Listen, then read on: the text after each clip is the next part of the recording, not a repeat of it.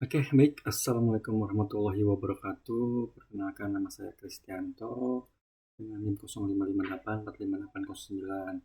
Pada video kali ini saya akan menjelaskan tentang atau menambahkan revisi dari tugas yang pertama, yaitu membuat website sederhana tentang sistem informasi transaksi bahan ajar di Universitas Terbuka. Mungkin yang video yang pertama itu lebih menjelaskan tentang demonya kan, tapi dengan function-function yang di dalamnya belum tergambarkan. Oke, di revisi ini saya mendapatkan atau dan menjelaskan bagian-bagian sesuai poin penilaian tugas, sesuai dengan penilaian tugas yang diberikan. Ya, misalnya yang ada di isinya indeks, dashboard, CSS, JavaScript, dan lain-lainnya. Oke, mungkin kita lanjut saja ya.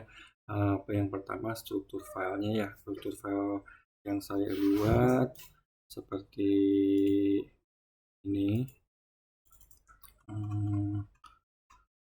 Oke, ini adalah file struktur yang saya buat dengan folder utama itu Sita Praktek, dan file-file di dalamnya ada indeks, dashboard, tracking, stock, monitoring, recap, story, ada folder CSS juga di dalamnya, ada style CSS, ada folder JS, di dalamnya juga ada script dan data.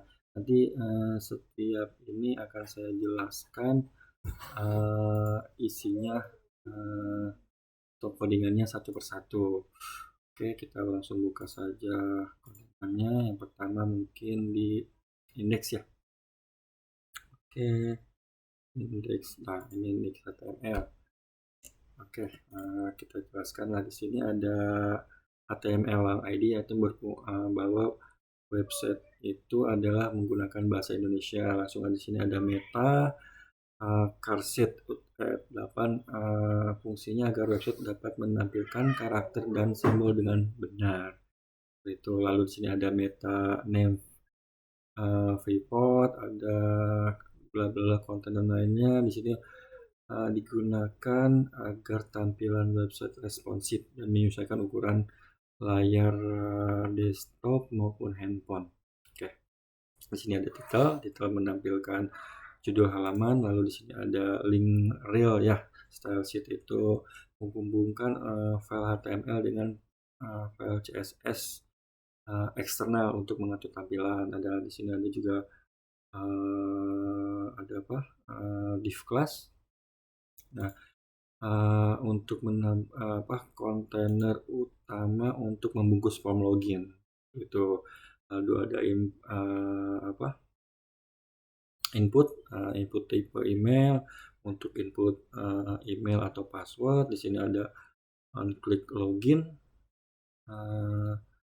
ada on click login, yaitu untuk saat tombol login diklik akan menyalakan fungsi login gitu. Di sini ada button login akan untuk menampilkan button tulisannya login, nggak bisa diklik juga. Lalu ada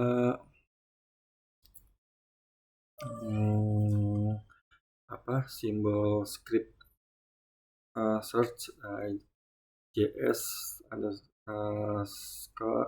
garis miring script.js, itu fungsinya untuk menghubungkan halaman file dengan JavaScript.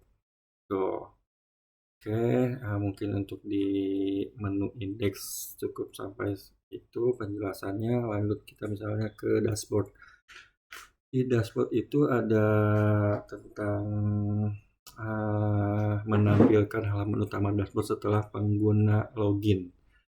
Penjelasannya mungkin dan komponen-komponennya akan saya jelaskan. Di sini struktur dasarnya HTML ada menggunakan meta juga, title, dan pemanggilan CSS memiliki fungsi yang sama seperti pada file yang sebelumnya di indeks. Nah, contoh di sini ada di plus dashboard container itu sebagai pembungkus seluruh dashboardnya. Lalu di sini ada di plus sidebar. Di sini berfungsi untuk menampilkan menu navigasi di sisi kiri. Lalu ada ULI ini digunakan untuk membuat daftar navigasi. Di sini ada a href, di sini akan memanggil untuk berpindah atau memanggil ke halaman yang dituju. Lalu di sini ada div class top bar, ya, menampilkan bagian header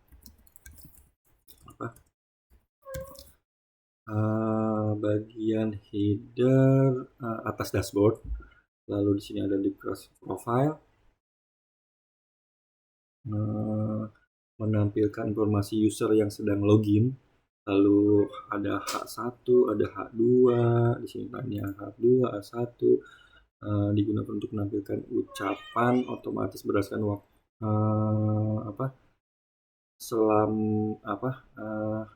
besar hurufnya ya, besar hurufnya greeting tersebut. Itu ada misalnya di sini ada memanggil greeting box ya. Jadi selamat datang ini untuk menampilkan ukuran hurufnya. Di kelas ini untuk greeting ada box yang seperti ada di dalamnya, jadi tulisan selamat datang itu ada di dalam box gitu. Lalu ada di kelas dashboard info ini berfungsi sebagai wadah kartu informasi dashboardnya gitu loh. Ada di info cardnya ada menampilkan statistik seperti jumlah bahan ajar, pengiriman dan proses distribusi. Lalu ada di kelas activity box ya, menampilkan aktivitas terbaru pada sistem. Oke, lalu ada drop down, itu semua lainnya terus blok. Lalu ada kelas activity item, itu digunakan untuk setiap item yang sedang beraktivitas gitu loh. Lalu drop down itu ya,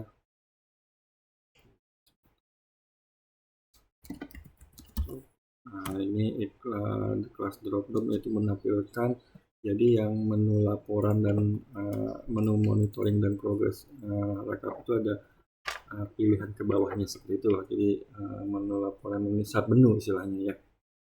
Lalu di sini ada UL class. Nah, di sini ada UL class. Nah, sub menu itu menampilkan sub menu pada laporan seperti itu. Nah, begitu untuk penjelasan yang ada di file dashboard. Mungkin selanjutnya kita ke file yang tracking dulu. Nah, di tracking fungsi utamanya digunakan untuk mengecek status pengiriman bahan ajar berdasarkan nomor delivery order ya. Oke, di sini ada div class tracking container, yaitu yang kontainer utama halaman tracking ya. Lalu di sini ada tracking content. Nah, di sini ada tracking content, yaitu menampilkan isi utama dalam halaman tracking. Mungkin kalau yang sudah tidak perlu dijelaskan karena tadi sudah dijelaskan ya. Lalu di sini ada div class search tracking, ada bagian form untuk pencarian nomor delivery order. Lalu di sini ada ID nomor DO. Itu saya menggunakan JavaScript untuk mengambil DO yang diinput, jadi akan lari ke JavaScriptnya nanti di penjelasan selanjutnya. Lalu di sini ada one click,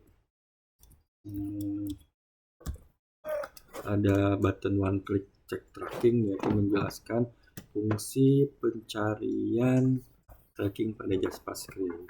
Lalu ada di hasil tracking, div ID hasil tracking itu untuk tempat menampilkan hasil tracking secara dinamis, secara baik dari JavaScript. Mungkin itu penjelasan untuk yang file tracking. kita lanjut untuk file di file stock. Nah, mungkin yang udah pernah dijelaskan tidak perlu dijelaskan lagi ya. Mungkin di sini ada namanya tabel ID di sini.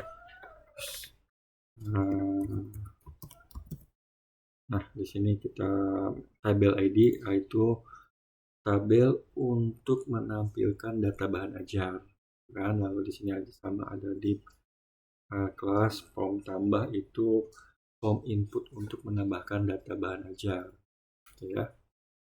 Lalu di situ ada ID ya, ada ID kode, lalu ID nama, ID stok, itu tuh input kode buku, input nama buku, input jumlah stok gitu. Jadi sini ada jadi saya siapkan one click button one click untuk tambah data, jadi agar bisa menjalankan fungsi tambah data pada JavaScript gitu. Di sini ada ini script search kita panggil yaitu data.cs dan script.cs, yaitu untuk memanggil file JavaScript yang berisi data bahan ajar atau berisi data yang diperlukan. Seperti itu. Oke, lanjut ke file monitoring ya. Di sini ada penjelasan sama ya, yaitu di table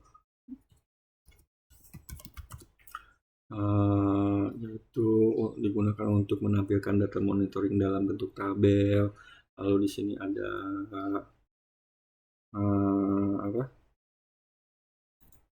TH,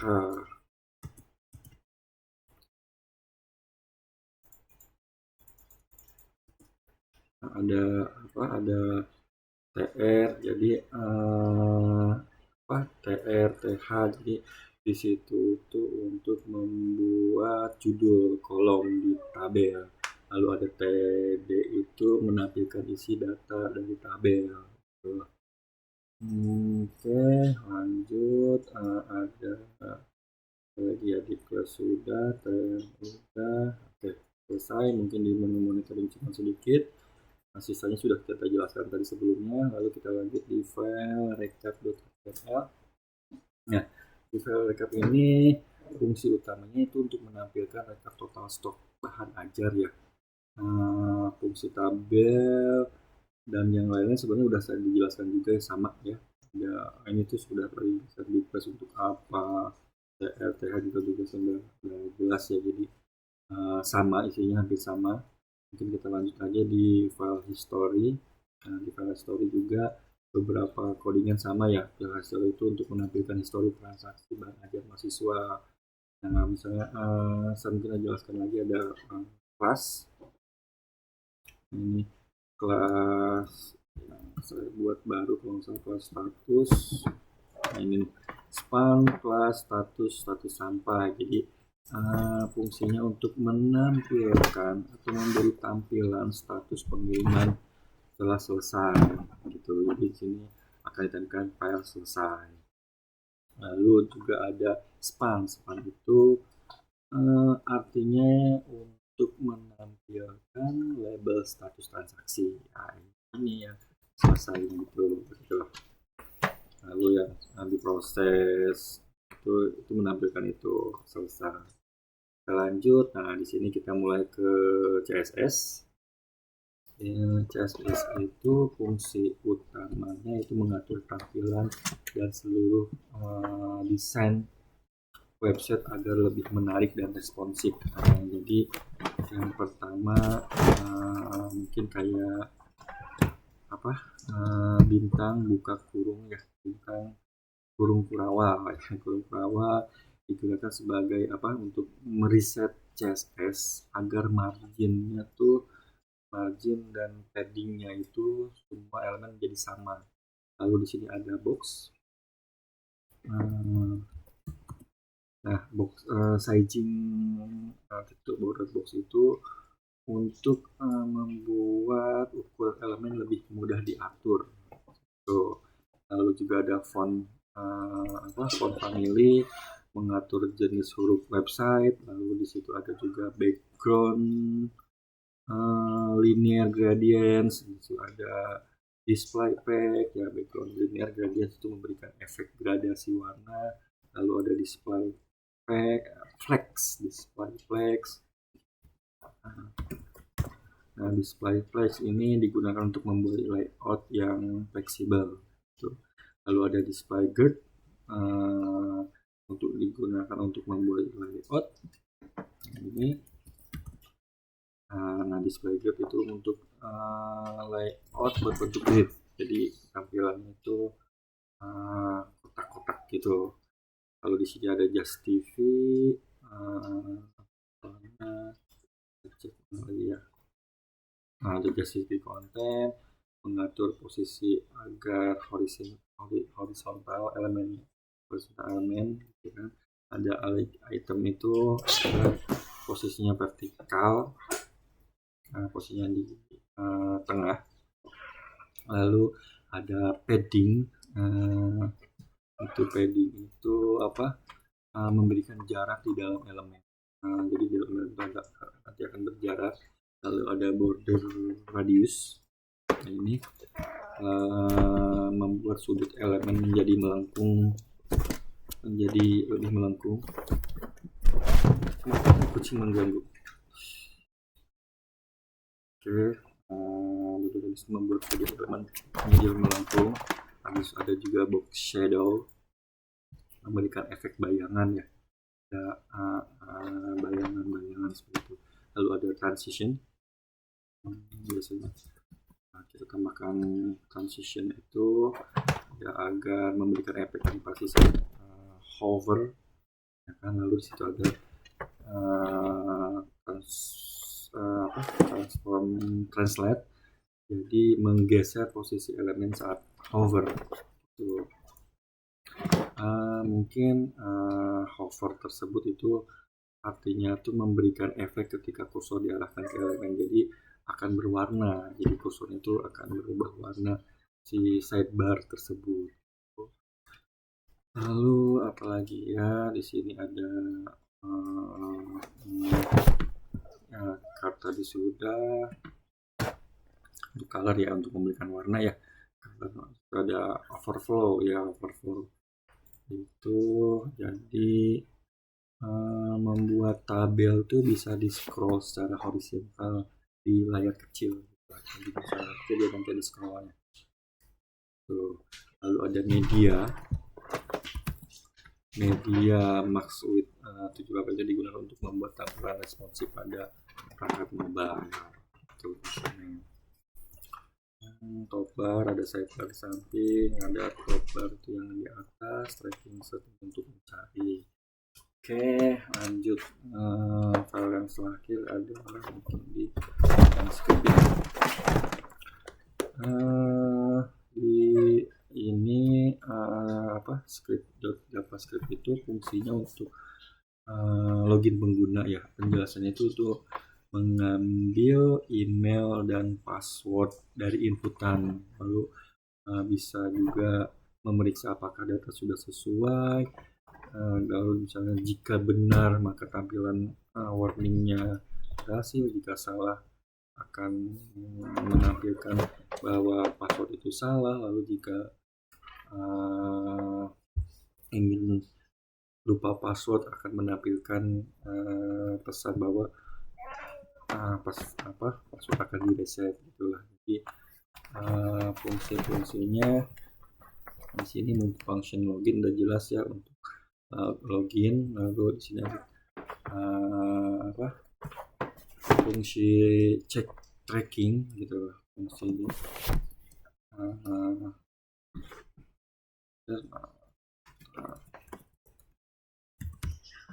function check tracking itu jadi digunakan untuk mengecek status pengiriman, jadi agar berdasarkan nomor DO itu jadi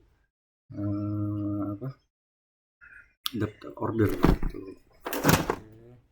Lalu ada lagi function lagi ya, if itu misalnya jika yang tadi ya, jika di sini lalu ada dokumen elementary by ID itu, jadi biar tidak perlu menggunakan database, jadi datanya langsung kita input di codingan gitu, jadi kita tidak perlu menggunakan database, fungsinya si dokumen.get elementary by ID. Oke, ini sudah dijelaskan juga. Nah, ini semua jadi langsung memanggil gitu ya, langsung ke kode, nama, stroke gitu loh. Oke, kita lanjut satu terakhir lagi ya, data ya, data JS ya. Sebenarnya fungsi utamanya sama ya, jadi untuk menyimpan data bahan ajar, data bahan ajar jadi berbentuk array objek gitu loh. Jadi tidak perlu ada database, jadi semua sudah kita input codingan, ini yang akan tampil di nanti di bahan ajar gitu loh. Penjelasannya sih karena contoh misalnya course ID data bahan ajar itu digunakan untuk menyimpan kumpulan data bahan ajar. Nah, ini yang disimpan tuh jadi seperti ini, jadi tidak perlu menggunakan database gitu ya. Untuk kode ya tadi kode yang kita masukkan, nama yang akan kita masukkan, lalu stoknya sih. Mungkin sekian penjelasan dari saya. Maaf jika ada kata-kata yang salah, mohon dikoreksi bantuannya teman-teman, Bapak dosen, kita sama-sama belajar, mohon bantuannya. Sekian dari saya. Wassalamualaikum warahmatullahi wabarakatuh.